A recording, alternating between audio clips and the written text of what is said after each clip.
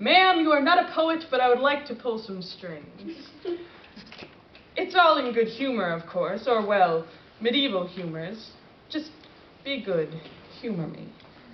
Suffice it to say, you have a disconcerting deficiency of black bile. An off-putting name, to be sure, but I assure you the lack of allure in its title bears no effect on the utter vitality of its presence. Ma'am, without it, you will sleep your life away, carrying on dual lives in a double dose of realities, as if fitting your soul snugly into two shoes of different colors, as if to enjoy the quirks. Ma'am, this is decidedly not quirky. In fact, leading parallel existences with equivalent emphasis, one outside where the sun shines, the other inside your mind, is more akin to shoving one foot into shoe and the other into a lake. To put it plainly, ma'am, I'm telling you, you've got to stay awake. Resist this and you'll be pushing one leg to ground, and with the other you'll be drowning yourself in seaweed dreamscapes. It sounds more poetic than it is. In so many words, you will asphyxiate on sleep. You will half-heartedly cough up the residue of real life. Ma'am, I understand this is a grand claim on my part, but I remind you that the waking world has given you everything you have. Black bile is essential. You are complaining of dry eyes as well. No, by all appearances, you seem to be fine. That is, aside from an abscess of excess phlegm inside you. Phlegm, it causes excess calm, lack of emotions.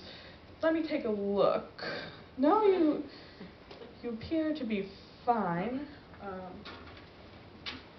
No cause for alarm. The phlegm isn't doing any harm. You're just inept at emotional expression.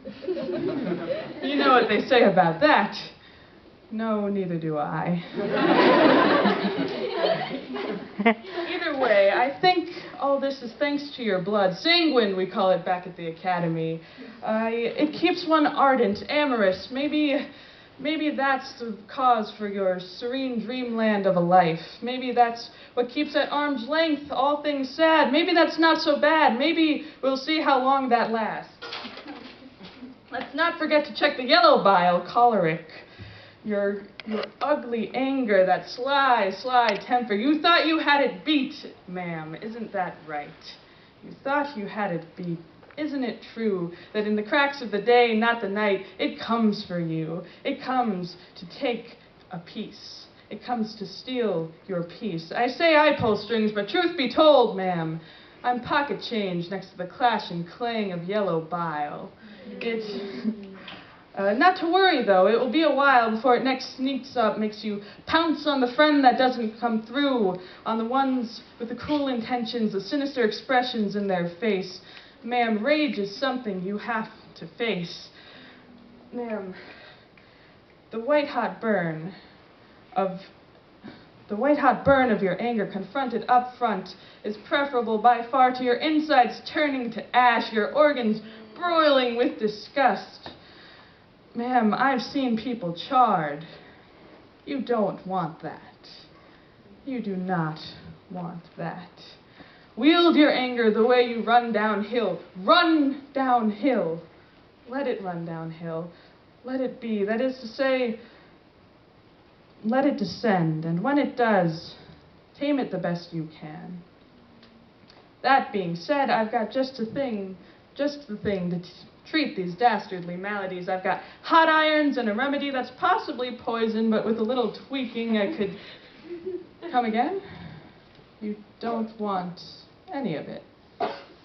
Fine, I'll leave you be. There are plenty others begging for their diagnoses. Let me just say, ma'am, that you're no puppet, but there will come a time where you have to pull some strings. Now, a doctor of my methods may be of no help to you. Maybe the medical, whether modern or medieval, makes no mark on the mental after all. Maybe that's just as well. I wish you well. I wish you good health, and, when you can manage it, of course, good humor.